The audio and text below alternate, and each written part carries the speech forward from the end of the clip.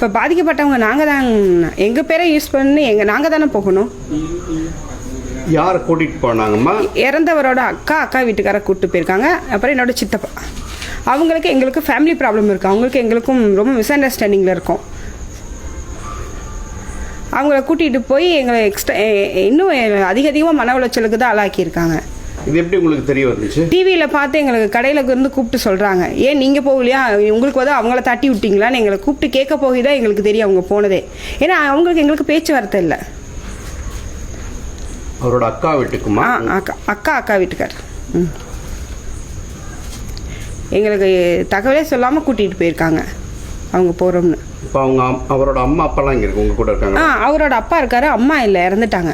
அவரோட அப்பாவுக்கும் தெரியாது இந்த மாதிரி நடந்தது.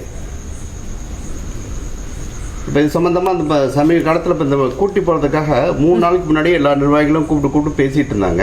அது மாதிரி உங்கள்கிட்ட எதுவும் கால் பண்ணி பேசினாங்களா? அதெல்லாம் எதுவும் இல்லைங்க சார். கூப்பிட்டதுக்கு நாங்கள் வரலன்னு சொல்லிட்டோம். அவர் எவ்வளோ அமௌண்ட் போட்டிருந்தாரு, எவ்வளோ அமௌண்ட் ரிட்டர்ன்? அவர் அமௌண்ட் 20 லட்சம் போட்டிருந்தாரு. அந்த 20 லட்சத்தை நான் இன்றைக்கி போய் ஆர்டிஜிஎஸ் பண்ணிட்டு வந்துட்டேங்க சார். பேங்க்கில் லெட்டர் மூலியமாக லெட்டர் எழுதி கொடுத்து அவங்கள டெபிட் பண்ண சொல்லி எழுதி கொடுத்துட்டு வந்திருக்கேன்.